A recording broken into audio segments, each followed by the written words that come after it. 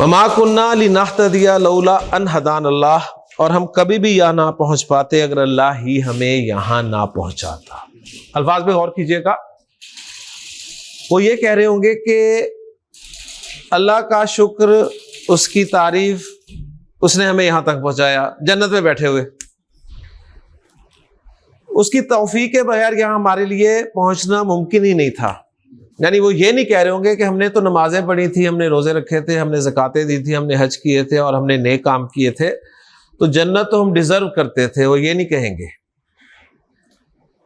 कि जन्नत तो हमारा हक था, जन्नत तो हमें मिलनी चाहिए थी, ये नहीं कहेंगे।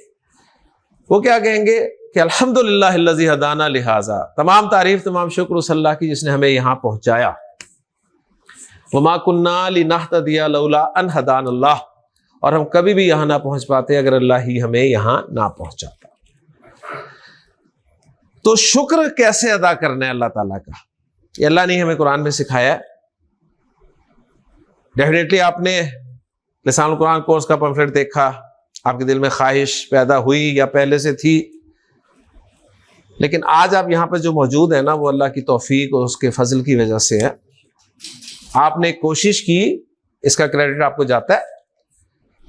लेकिन बहुत सारे लोग और भी होंगे जिन्होंने यहाँ पर आने का इरादा किया होगा, लेकिन यहाँ पर नहीं पहुँच पाए। तो इस हवाले से पूरे शऊर के साथ अल्लाह ताला का शुक्र अदा करें कि उसकी तौफीक है, उसका करम है कि हम यहाँ पर मौजूद हैं। मैं भी उसी के फजल, उसकी तौफीक से यहाँ पर खड़ा हूँ, वरना मेरे लिए भी यहाँ पहुँचना मुमकिन नहीं था। कुरान मजीद में एक आयत अल्लाह ताला ने सूरह कमर में 4 मरतबा इरशाद फरमाई है। 4 मरतबा। अल्लाह ताला कोई बात एक मरतबा भी कह दे तो काफी होती है, और ये जो 4 मरतबा इरशाद फरमाई ना, ये 4 मरतबा अल्लाह ने कसम खा के इरशाद फरमाई। कसम क्यों खाई जाती है? यकीन दिलाने के लिए। अल्लाह ताला कसम खा के एक बात 4 मरतबा कह रहा हो तो आप उस बात की अहमियत को समझ सकते हैं। अल्लाह ताला ने फरमाया 4 मरतबा सूरह कमर में कि वलकद यस्सरनल कुरान लिज़िक्र, हमने कुरान को जिक्र के लिए आसान कर दिया है। क्या कोई है उस जिक्र को कबूल करने वाला, जिक्र को हासिल करने वाला? जिक्र के 2 माना किए जाते हैं हमारी उर्दू जुबान में। एक माना जिक्र के होते हैं नसीहत के। तो उस हवाले से तर्जुमा मैंने आपके सामने रखा है कि अल्लाह ताला ने फरमाया हमने कुरान को नसीहत के लिए आसान कर दिया है। गोया कुरान मजीद नसीहत के लिए इंतहाई आसान है। नसीहत किसे कहते हैं, इसमें इंशाअल्लाह ताला बात फिर करेंगे। कुरान नसीहत के लिए बहुत आसान है, अहकाम के लिए आसान कुरान नहीं है, ज़हन में रखिएगा। कुरान मजीद नसीहत के लिए बहुत आसान है, और इसकी नसीहत हासिल करने के लिए आपको इतनी अरबी आनी ज़रूरी है कि जब आप कुरान मजीद पढ़ें तो आपको पता चल रहा हो कि आपका रब आपसे क्या कह रहा है। फिर आप देखिएगा, आप इस आयत को अप्रिशिएट करेंगे कि अल्लाह ताला ने जो कसम खा के 4 मरतबा इरशाद फरमाया कि हमने कुरान को नसीहत के लिए आसान कर दिया, तो सही मज़ा आपको इस वक्त आएगा इंशाअल्लाह ताला इस आयत का। और जिक्र के एक माना याद के भी होते हैं, याद करना।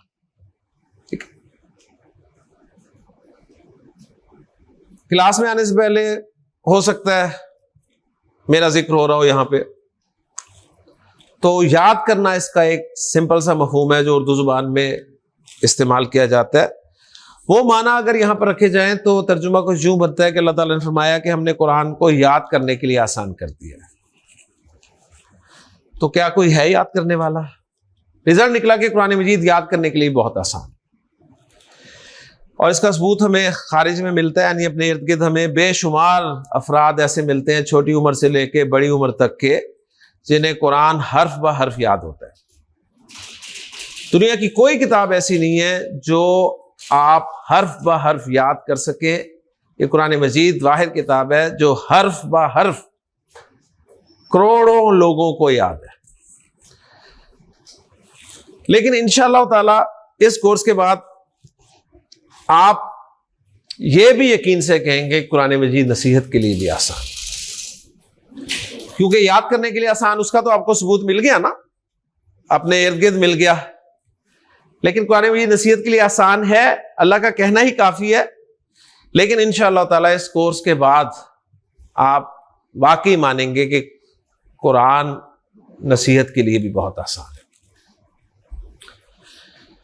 प्रॉब्लम सिर्फ यह है कि कुरान मजीद की जो जुबान है वो अरबी जुबान है, जो कि मेरी आपकी बल्कि कुरान के मानने वाले अक्सर लोगों की जुबान ही नहीं है। लिहाजा वो नसीहत जो है, जब तक हमें हमारी जुबान में ना मिले हम पे असर नहीं होता। हम पे तो वैसे भी असर नहीं होता, अपनी जुबान में भी मिले बहरहाल नसीहत का। लेकिन बहरहाल चांसेस होते हैं जब आपको आपकी जुबान में कोई नसीहत की जाए। कुरान मजीद की जुबान अरबी जुबान है, और जैसे मैंने कहा कि ये मेरी आपकी बल्कि कुरान के मानने वाले अक्सर लोगों की जुबान नहीं है। लिहाजा ये पहला बैरियर है जो हमें कुरान की नसीहत को हासिल करने से रोकता है, और उस बैरियर को हटाने के लिए हम सब यहां पर जमा हुए हैं। मैं एक मरतबा फिर आपको वेलकम करता हूं लिसानुल कुरान कोर्स में। इस कोर्स से फायदा उठाने के लिए आपको चंद शराइत जो है वो पूरी करनी पड़ेगी। भरपूर फायदा, फायदा तो आपको एक दिन भी आने से हो जाएगा इंशाअल्लाह ताला इस कोर्स में, लेकिन भरपूर फायदा आप उठाना चाहते हैं और आप वाकई इस आयत को अप्रिशिएट करना चाहते हैं, तो उसके लिए 2 शराइत है जी, वो आपने पूरी करनी है। बल्कि 3, इस क्लास में मैं एक तीसरी भी ऐड कर रहा हूं। वो तीसरी मैं आमतौर पे थोड़ा आगे जाके ऐड करता हूं, लेकिन आप लोगों के लिए उस तीसरी शर्त को मैं आज से ही अप्लाई कर रहा हूं। पहली शर्त यह है कि इस क्लास में छुट्टी की गुंजाइश नहीं है। छुट्टी आपने कर ली एक दिन भी, एक दिन की छुट्टी का मतलब है 2 लेक्चर्स मिस करेंगे आप। 2 लेक्चर्स, 2 लेक्चर्स मिस करने का मतलब आप समझते हैं कि जब आप नेक्स्ट डे आएंगे तो 2 स्टेप्स आपने मिस किए हुए होंगे। सीढ़ी के 2 स्टेप अगर मिस कर दें, आप छोड़ दें और अगले स्टेप पे जाना चाहें, मुझे बताइए आसान है? मुश्किल है ना? कितना जोर लगेगा आपका? तो बहुत मुश्किल होगी। आप पूरी, हो सकता है आपके दिमागी मसल्स भी पुल हो जाए। तो छुट्टी इमरजेंसी किसी के साथ भी हो सकती है, मेरे साथ भी हो सकती है, लेकिन इंशाअल्लाह ताला इसका हम हल आज करेंगे। अल्लाह ताला से दुआ करेंगे कि अल्लाह ताला हमें कोई इमरजेंसी भी ना पैदा होने दे। ठीक है? तो एक शर्त यह है कि रेगुलरिटी, दूसरी शर्त पंक्चुअलिटी, यह भी बहुत जरूरी है। वक्त पे नहीं पहुंचते, एक्सीलरेटर पे वक्त पे आप पाँव नहीं रखते ना, तो चांसेस किस चीज के होते हैं पता है ना? वक्त पे आप नहीं उतरते तो गिरने के बहुत चांसेस होते हैं। लिहाजा अगर आप लेट होते हैं तो क्या कहानी चल रही है, क्या बात हो रही है, आपको मैच करने में कोई 10-15 मिनट लग जाएंगे और वही 10-15 मिनट में पता नहीं कहां का कहां सिलसिला पहुंच जाएगा। तो पंक्चुअलिटी दूसरी शर्त है। और तीसरी शर्त जो है ना इस कोर्स से मुस्तकिल मुस्तफीद होने की, वो यह है कि माशाल्लाह आप सब लोग पढ़े लिखे लोग हैं। मेरा ख्याल है मैट्रिक से कम तो कोई नहीं है ना? बच्चों का मुझे पता नहीं है जी। बच्चे क्या, किस में पढ़ रहे हो आप? 9th में। बस मैट्रिक ही है ना?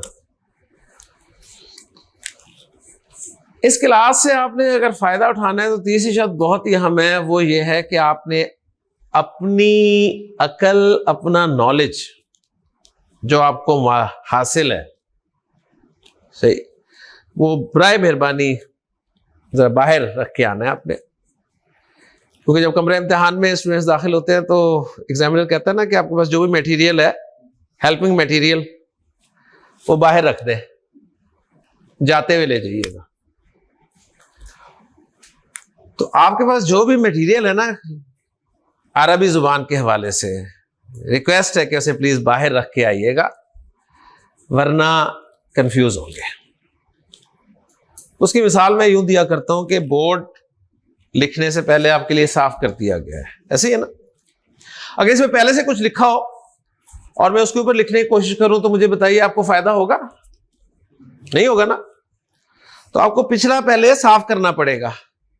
जब पिछला एक मरतबा साफ कर दिया जाएगा तो अब जो मैं लिखूंगा वो आपको समझ भी आएगा, नजर भी आएगा और आप उसे याद भी कर सकते हैं, ऐसे ही है ना। तो माशाल्लाह आपका इल्म सर आंखों पर, लेकिन इस क्लास में इल्म जो है आपका उसकी वो अहमियत नहीं है जो आपके तालिब इल्म होने की अहमियत है। बी अ स्टूडेंट, एक स्टूडेंट के तौर पे अगर आप इस क्लास को लेंगे तो फायदा होगा। और अगर आप समझते हैं कि नहीं ये हमें पता है, तो मैं वेलकम करूंगा, तशरीफ लाएं यहाँ पे और क्लास कंडक्ट करें, मैं वहां बैठ जाता हूं। तो ये 3 शराइतें अगर आप इन पर 90% भी अमल कर लेंगे ना तो इंशाल्लाह ताला आपको फायदा होगा। मजीद वक्त लिए मैं कोर्स का तारुफ मुख्तसर सा करा दूं कि हमारा जो कोर्स है इसका नाम है जी लिसानुल कुरान। लिसानुल कुरान 2 अल्फाज हैं जी, एक है लिसान, एक है कुरान। कुरान आपका जाना पहचाना लफ्ज है, लिसान का लफ्ज भी आपने सुना हुआ होगा। लिसान के माना होते हैं जुबान के, ठीक है। तो लिसानुल कुरान के माना है कुरान की जुबान, language of the Quran. Okay ji, लिसानुल कुरान हमारे कोर्स का नाम है और इस कोर्स का सिलेबस इंशाअल्लाह ताला आपको मैं जब इस थोड़ा तारुफ हो जाएगा कोर्स का तो फिर बता दूंगा कि हमारा सिलेबस कितनी चीजों पर मुश्तमिल होगा। इस वक्त सिर्फ नोट कर लीजिए कि लिसानुल कुरान कोर्स जो है सिर्फ 5 चीजों पर मुश्तमिल है। सिर्फ 5 चीजें मैंने आपको पढ़ानी है, सिर्फ 5 से एक भी जायद नहीं पढ़ाऊंगा इंशाअल्लाह ताला। और आप क्लास के इख्तिताम में बताएंगे कि हमने सिर्फ 5 चीजें पढ़ी है। 5 चीजें हमने समझनी है और आपको कुरान की जुबान आ जाएगी इंशाअल्लाह ताला। अब मजीद हम क्या कर सकते हैं? मजीद हम अल्लाह ताला से दुआ कर सकते हैं।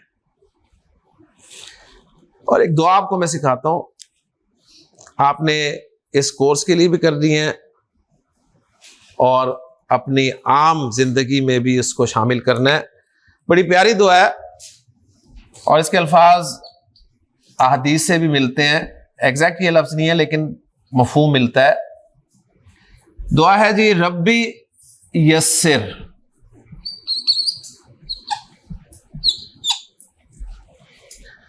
रब्बी के माना है ए मेरे रब। रब्बी ए मेरे रब। आपको एक लफ्ज नजर आ रहा है रब, लेकिन तर्जुमा मैं कर रहा हूं 3 अल्फाज के साथ, ए मेरे रब। ना इसमें आपको ए नजर आ रहा है ना मेरे नजर आ रहा है, सिर्फ रब नजर आ रहा है। लेकिन इंशाअल्लाह ताला इसी कोर्स में एक दिन आपके सामने आएगा जब आप बाकायदा मुझे बताएंगे कि यहां पर ए कहां है, यहां पर मेरे कहां है, जो कि सिर्फ आपको रब की सूरत में नजर आ रहा है। क्लियर जी? इस वक्त आप मुझ पर एतमाद कर सकते हैं पूरा कि रब्बी के माना है ए मेरे रब। यस्सिर लफ्ज ये भी एक ही है, इसके माना है तू आसान कर दे। अल्लाह ताला के साथ फ्रैंक रवैया इख्तियार करना चाहिए। बाकी आप चाहें तो आप आसान फरमा दीजिए के साथ भी ट्रांसलेशन इसकी कर सकते हैं। तो रब्बी ए मेरे रब, यस्सिर आसान कर दे। वला तुअस्सिर, और मुश्किल ना करना। आसानी और मुश्किल ये मेरे आपके लिए ही है। अल्लाह ताला चाहे तो मुश्किल को भी आसान कर सकता है और अल्लाह ताला चाहे तो आसान को भी मुश्किल बना दे। सब उसके हाथ में है। तो हमने टोटली उसी से दुआ करनी है कि अल्लाह आसान तो नहीं करना है। क्या आसान करना है? हमारा यहां पर आना आसान कर दे, हमारा यहां पर बैठना आसान कर दे, हमारा यहां पर सीखना आसान कर दे, हमारा यहां पर याद करना आसान कर दे, मुश्किल ना पेश करना। ये जो हमारा 7 से 8 हफ्तों का कोर्स है, इसको या अल्लाह मुश्किल ना बनाना। हम आसानी के साथ आए, आसानी के साथ चले जाएं, हमें कोई मुश्किल पेश ना आए। और अब तेरी तौफीक से, तेरे फजल से, तेरे करम से हम यहां पर आ ही गए हैं, तो एक और हम इजाफा करेंगे, व तम्मिम बिल खैर। तूने इस मुकम्मल करना है इस कोर्स को खैर के साथ, खैरियत के साथ इसको मुकम्मल फरमा दे, खैरियत के साथ मुकम्मल फरमा दे। मुख्तसर सी दुआ है, रब्बी यस्सिर वला तुअस्सिर व तम्मिम बिल खैर।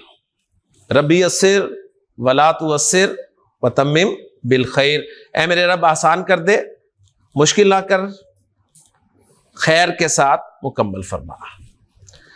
2-3 दफा आप दोहराएंगे, आपको दुआ याद हो जाएगी यहां पर बैठे बैठे कि रब्बी यस्सिर वला तुअस्सिर व तम्मिम बिल खैर। 3 जुमले हैं इसमें, रब्बी यस्सिर वला तुअस्सिर व तम्मिम बिल खैर। जी बोल दें एक मरतबा जी, जरा और जी, एक मरतबा फिर। माशाल्लाह, अल्लाह ताला से हमने दुआ कर ली। अब हम स्टार्ट करते हैं लिसानुल कुरान कोर्स को। किसी भी जुबान को जहन में रखिए, सीखने के लिए ना 2 तरीके इख्तियार किए जाते हैं। एक तरीका यह होता है कि आप उस जुबान के बोलने वालों में बचपन में ही या उम्र के किसी भी हिस्से में रहना शुरू कर दें, आपको जुबान आ जाती है। ऐसे ही है ना, बच्चे को आप पैदा होते ही सऊदी अरब छोड़ें और जब वो बोलने काबिल हो जाए वापस लाएं, तो आपके ख्याल में पंजाबी तो नहीं बोल रहा होगा ना, वो ना अंग्रेजी बोल रहा होगा, क्या बोल रहा होगा? अरबी बोल रहा होगा। क्यों? इसलिए कि उसके इर्द गिर्द जो थे वो अरबी ही बोलते थे। या फिर इंसान जब बड़ा होता है मुआश के लिए या किसी और काम के लिए, वो अरब कंट्री जाता है, किसी भी मुल्क में जाता है जहाँ जो भी ज़ुबान बोली जाती है, तो वहाँ के लोगों की ज़ुबान वो उनके साथ आसानी से सीख जाता है। ऐसे ही है ना। एक तरीका तो ये है ज़ुबान सीखने का। मेरा ख्याल है ये तरीका तो पॉसिबल नहीं है, अब बचपन गुजर गया हमारा, और मुस्तकबिल करीब में सऊदीया का प्रोग्राम, मुझे नहीं पता आप में से किस किस का, बहरहाल चांसेस कम ही है। ऐसे ही है ना। एक तरीका होता है कि आपने जो जुबान सीखी हुई है, आपको जो जुबान आती है, आपको कोई जुबान आती है? कौन सी आती है? उर्दू आती है ना, ख्याल है आपका। अच्छा, और अंग्रेजी बचपन से पढ़ी है? पढ़ी है ना, सही ना। आप ख्याल में वो भी आती है? तो ये तो इंशाअल्लाह पता चलेगा आप कौन सी जुबान आपको आती है।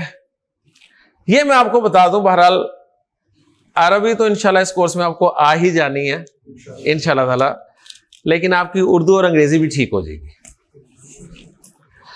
उसकी वजह यह है कि हम यही तरीका इख्तियार करेंगे इस कोर्स में, और तरीका यह है कि जो आपको जुबान आती है उस जुबान की मदद से हम अरबी जुबान के रूल सीखेंगे। उर्दू इस्तेमाल करेंगे, अंग्रेजी इस्तेमाल करेंगे कि एक बात उर्दू में ऐसे कहते हैं, अंग्रेजी में ऐसे कहते हैं, अरबी में ऐसे कहा जाएगा उस बात को। ठीक, तो इंशाल्लाह ताला ये दूसरा तरीका हम इख्तियार करेंगे। और जब भी कोई जुबान सीखी जाती है, जब आपने पहली मर्तबा बचपन में उर्दू पढ़नी शुरू की थी, तो आपको सबसे पहले क्या सिखाया गया था? हुरूफ तहज्जी, अलिफ से स्टार्ट किया गया था ना। और जब आपको अंग्रेजी सीखनी थी तो आपको डायरेक्ट जो है वो मिस्टर चिप्स नहीं पढ़ा दिया गया था, आपको ABC से स्टार्ट लिया गया था। ऐसे है ना। तो जुबान की जो बेस होती है ना, वो उसके अल्फाबेट होते हैं, जिन्हें आप उर्दू में हुरूफ तहज्जी कहते हैं। तो अरबी जुबान हम सीखने लगे हैं, अल्लाह का नाम लेके, अल्लाह से मदद मांगते हुए, अल्लाह की पनाह में आते हुए कि रब्बी यस्सिर वला तुअस्सिर व तम्मिम बिल खैर, और अरबी के अल्फ़ाबेट यानी हुरूफ तहज्जी सीखने की कोशिश करते हैं। ठीक, तो पहली बात ये कि अरबी ज़ुबान में जो आपके हुरूफ तहज्जी होते हैं ना, उनको हुरूफुल हिजा कहते हैं। जैसे उर्दू में हम हुरूफ तहजी कहते हैं, अंग्रेजी में आपने अल्फाबेट का, तो अरबी में उनको हुरूफुल हिजा कहेंगे। सही, आप हुरूफ तहजी भी कह सकते हैं, आप अल्फाबेट भी कह सकते हैं, कोई आपको मना नहीं किया जाएगा। आपसे अगर मैं सवाल करूं अंग्रेजी में इस्तेमाल होने वाले जो अल्फाबेट हैं ये कितने हैं, क्या जवाब होगा जी? 26। अंग्रेजी में जवाब देना, अंग्रेजी के हरूफ जो है वो अंग्रेजी में जवाब दे। हाँ जी 26। सही। और अगर सुनना चाहूं एबीसी तो सुना देंगे ना? ठीक है, तो छोटी बड़ी दोनों सुना देंगे एबीसी। तो 26 आपके अल्फाबेट हैं इंग्लिश के। अंग्रेजी क्लियर होगी। उर्दू के जो आपके हुरूफ तहजी हैं उनकी तादाद कितनी है?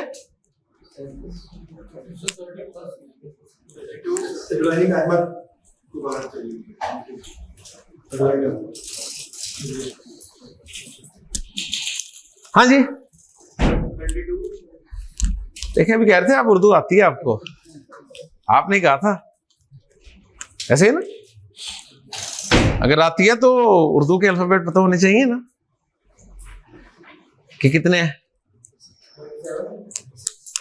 37, 32। अंग्रेजी में कोई इख्तिलाफ नहीं था, सबकी एक ही आवाज थी 26, 26। सही। उर्दू में इख्तिलाफ शुरू हो गया, आपकी जुबान है 34, 32, 37। सही है, कोई बोल दे हिम्मत करके 52। पर ये सवाल आपके लिए, जाके आप चेक कीजिएगा कि आपकी जो जुबान है उर्दू जुबान, उसमें इस्तेमाल होने वाले अल्फाबेट या हरूफ तहजी कितने हैं। ओके जी, अब यही सवाल मैं जवाब की सूरत में आपके सामने रख रहा हूं, क्योंकि आपसे इसका नहीं मैंने पूछना, ये मैंने आपको बताना है। अगर आपको पता है तो आप खामोशी से सुनेंगे, सही है, और अगर नहीं पता तो फिर तो जाहिर बात है सुनेंगे ही सुनेंगे। तो अरबी जुबान में जो हुरूफुल हिजा है ना, इनकी तादाद मैं बताने लगा हूं, और तादाद आपको बताऊंगा हुरूफ बोर्ड पर लिख के। तमाम हुरूफ लिख दूंगा बोर्ड पे, और उसके बाद आप उसकी तादाद मुझे बता देंगे जी इतने हैं ये। ओके जी। उसकी वजह यह है कि मैं एक खास तादाद में हर रो में लफ्ज लिखूंगा, लेटर्स लिखूंगा, उससे आप फौरी तौर पे अंदाजा कर लेंगे। मजे की बात यह है कि हमारी जुबान उर्दू में जो हुरूफ तहजी हम पढ़ते हैं ना, या पढ़ते आए हैं, अरबी के जितने भी हुरूफुल हिजा में लिखूंगा ना, वो सब उर्दू में मौजूद होंगे। तो ये बहुत बड़ी एक रिजेंबलेंस मिल जाएगी आपको, एक प्लस पॉइंट होगा आप उर्दू बोलने वालों के लिए, कि हमारी बोले जाने वाली जुबान उर्दू में 80 से 85% अल्फाज अरबी के हैं। ये इंशाल्लाह ताला आज ही प्रूव होना शुरू हो जाएगा। और अल्फाबेट तो सारे अरबी के जितने भी हैं ना आपके सामने आएंगे, सब उर्दू में मौजूद हैं, इसलिए आपको इंशाल्लाह ताला टेंशन नहीं होगी। तो पहला हर्फ मैं आपके सामने लिख रहा हूं अरबी का, वो है अलिफ। उर्दू में भी इस्तेमाल होता है। ओके जी। दूसरा हर्फ लिख रहा हूं आपके सामने, उर्दू में हम इसे कहते हैं बे। उर्दू में इसे कहते हैं बे। अरबी में आप इस क्लास में जब तक बैठे हैं आप इसको बे नहीं कहेंगे, आप इसे कहेंगे बा। क्या कहेंगे? बा। सही। और आपकी आसानी के लिए नूरानी कायदे में इसके ऊपर ऐसे लिख भी दिया जाता है कि आपने इसको बा पढ़ना है, बे नहीं पढ़ना। ओके। अच्छा, मैंने कुछ नहीं लिखना ऊपर, मैंने आपको उसूल समझा देना है कि आपने किसको ऐसे पढ़ना है। ऐसे कैसे? यानी इसको आपने अलिफ ही पढ़ा जिस तरह उर्दू में पढ़ते हैं, जिस तरह अरबी में पढ़ा। अलिफ उर्दू में भी, अलिफ अरबी में भी। उर्दू में आपने से वे पढ़ा, अरबी में आपने से बा पढ़ा। तीसरा लेटर है उर्दू में ते, अरबी में ता। फॉलो कर रहे हैं ना? अब मैं आपको उसूल बता देता हूं कि ये जो आ की आवाज के साथ आप पढ़ रहे हैं, ये क्यों पढ़ रहे हैं, इसका उसूल बता रहा हूं, और आगे मैं हर्फ लिखूंगा और आपने उनको इसी उसूल की बुनियाद पे सही सही प्रोनाउंस कर देना है। ठीक है, उसूल ये है, आपने लेटर को उर्दू में पढ़ना है, अलिफ पढ़ लिया, उर्दू में पढ़ना है बे पढ़ लिया, उर्दू में पढ़ना है ते पढ़ लिया। उर्दू में जिस लफ्ज के आखिर में आपको एक ही आवाज सुनाई दे रही है ना, एक ही आवाज, कौन सी आवाज, ए। अलिफ के आखिर में एक ही आवाज सुनाई दे रही है, नहीं आ रही ना, अलिफ कोई ए नहीं है आखिर में। बे के आखिर में ए है, बे, ते, ए। जिस हर्फ के आखिर में आपको ए की आवाज सुनाई दे उसको आपने अरबी में आ की आवाज के साथ पढ़ना है, बस ये उसूल है। ओके जी, पढ़ना शुरू करें जी। अलिफ जी, बा जी, ता। मैं लिख दूं फिर पढ़िएगा। सा, पहले उर्दू में पढ़ के देख लें हल्का सा, अगर एक ही आवाज आ रही है तो आ की आवाज के साथ पढ़ दें। से पढ़ा आपने तो साथ ही कह दिया सा।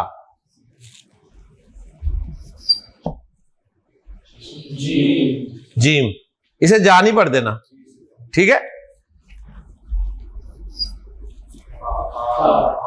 हे, हा, ठीक है जी।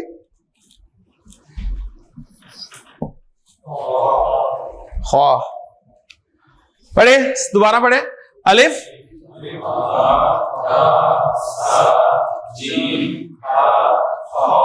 फिर पढ़े एक मरतबा।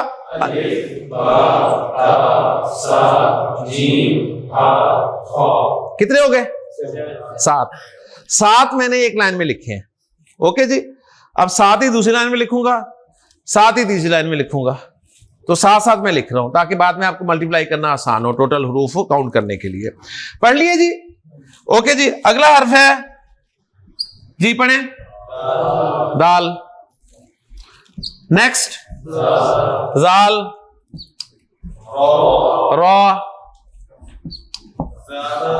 जा, सीन,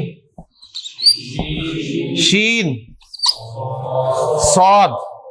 ठीक है, हाँ जी, पढ़े हम दूसरी रो के साथ लेटर्स, दाल, जाल, रॉ, जा, सीन, शीन, सौद।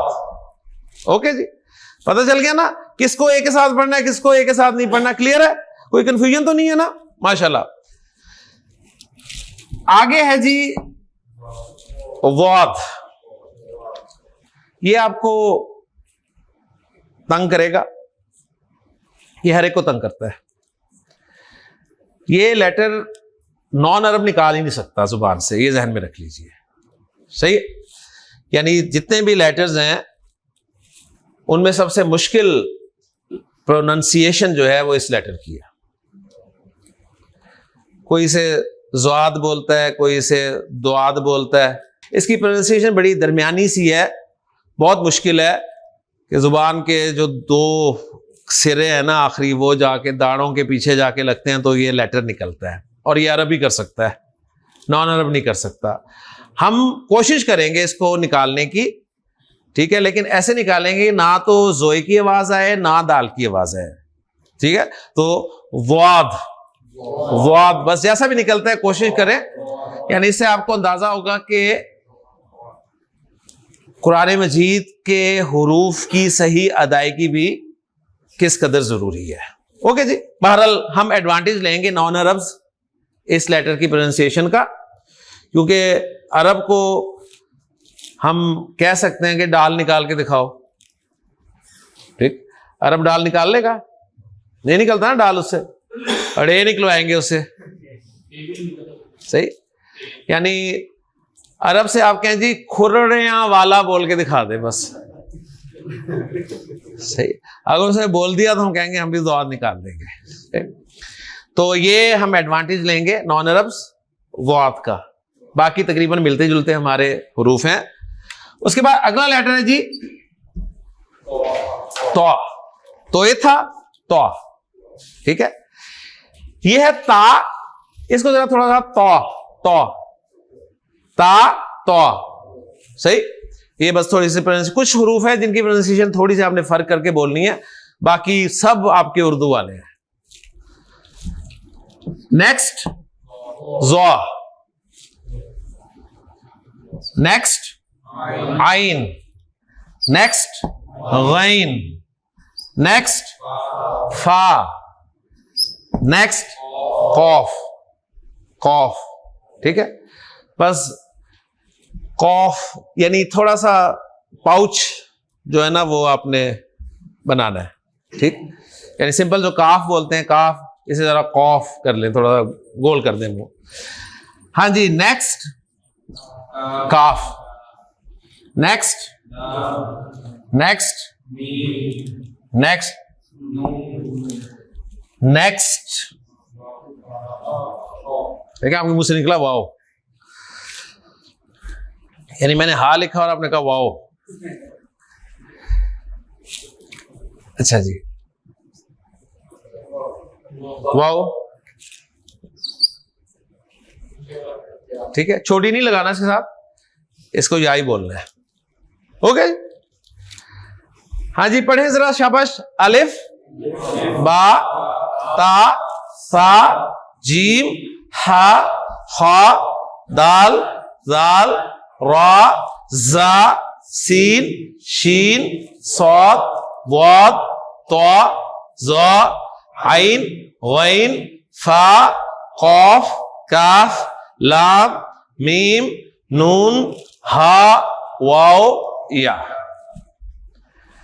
ये अल्फाबेट हैं अरबी जुबान के हुरूफुल हिजा जिन्हें कहते हैं। इनकी तादाद आपके सामने आ गई, कितने? 28।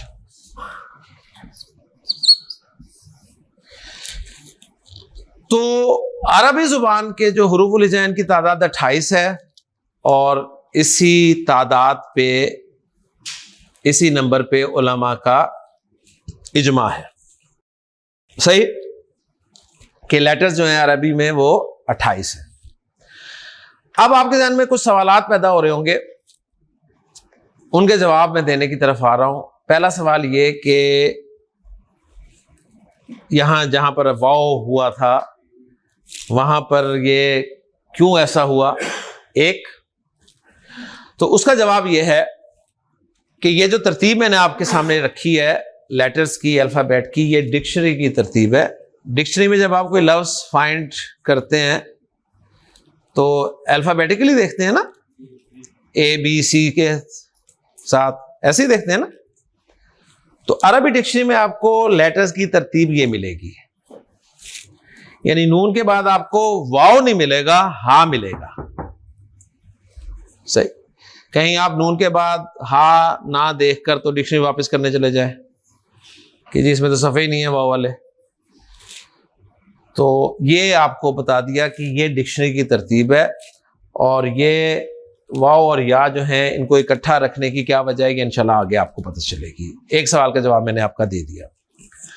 दूसरा सवाल आपके ज़हन में पैदा हो रहा होगा कि इन हुरूफ में एक बहुत ही अहम लेटर मैंने नहीं लिखा, जो कि आपको कुरान मजीद में भी लिखा हुआ नजर आता है और आपको हुरूफुल हिजा के आखिर में भी लिखा हुआ नजर आ रहा है। ठीक है ना? वो लेटर कौन सा है जी? वो है हमजा। हमजा, हमजा मैंने नहीं लिखा। अब इसका सादा से जवाब इसके ना लिखने की एक वजह तो यह है कि देखिए इतनी अच्छी तरतीब है, सात लिखे हुए हर रो में, तो अगर मैं ऐसे लिखूं तो तरतीब मेरी खराब हो जानी है। ठीक, तो फिर मजा नहीं आना। लेकिन ये जवाब नहीं है, इसका जवाब यह है कि उलमा के नजदीक हमजा अलग से कोई लेटर ही नहीं है। उलमा कहते हैं हमजा कोई अलग लेटर नहीं है। बात समझ रहे हैं? जिस तरह ये लेटर्स हैं ना, टोटल लेटर्स यही हैं। टोटल कितने हैं? 28। हमजा कोई अलग से लेटर नहीं है, अलिफ ही हमजा हो जाता है। ये जो अलिफ है ना, ये हमजा हो जाता है, हमजा बन जाता है। जवाब मिल गया। अब अगला सवाल पैदा होगा, कब अलिफ हमजा बन जाता है? उसका जवाब देने लगा हूं। यहां तक समझ आ गई बात कि टोटल हुरूफुल हिजा कितने हैं? 28। हमजा ना लिखने की वजह क्या है? वजह यह है कि उलमा के नजदीक हमजा अलग से लेटर नहीं है कि इसे ऐड किया जाए इस लिस्ट में। हमजा जो है अलिफ हमजा बन जाता है, अलिफ हमजा कहलाता है, अलिफ हमजा हो जाता है। कब हो जाता है उसका जवाब देने लगा हूं। क्लियर जी? उसके लिए एक और चीज हमें रिवाइज करनी होगी। रिवाइज इसलिए कह रहा हूं कि आपके इल्म में पहले से है। मुझे बताइए लाम के नीचे क्या लगा हुआ है? जेर लगी हुई है ना। सीन के ऊपर क्या लगा हुआ है? जबर। नून के ऊपर माशाल्लाह ज़हीन लोग हैं आप तो, आपको जेर जबर पेश का पता है, ऐसे ही है ना। ये जो जेर जबर और पेश हैं इन्हें क्या कहते हैं? इन्हें कहते हैं हरकत। ये हरकतें हैं, ठीक है। ये क्या हैं? ये हरकतें हैं, ये हरकतें हैं। हरकत किसे कहते हैं? मूवमेंट को। ओके, समझ आ रही है ना? अच्छा, ये लाम के ऊपर क्या डाला हुआ मैंने? जज़म। इसको कहते हैं सुकून। हरकत का ऑपोजिट होता है सुकून। हरकत का ऑपोजिट क्या होता है? सुकून। हरकत का ऑपोजिट सुकून होता है। अच्छा, सुकून जो है आपको आमतौर पे इस तरह लिखा हुआ मिलता है, ऐसे ऐसे ही ना, ऐसे लिखा हुआ मिलता है ना। मैंने अपनी क्लास में सुकून के लिए ये वाला सिंबल यूज नहीं करना। उसकी वजह यह है कि ये मैं जब डालूंगा तो हो सकता है इसका मुंह बन जाए और वो पेश लगे आपको, ठीक है भाई साहब। हो सकता है मैं पेश डालूं और उसका मुंह ना बने, आपको लगे ये सुकून है, तो कंफ्यूजन रहेगी। इस कंफ्यूजन से बचने के लिए मैं ये सिंबल यूज करूंगा, सही। इसे आप सुकून, अलामत सुकून या जज़म की अलामत कह सकते हैं।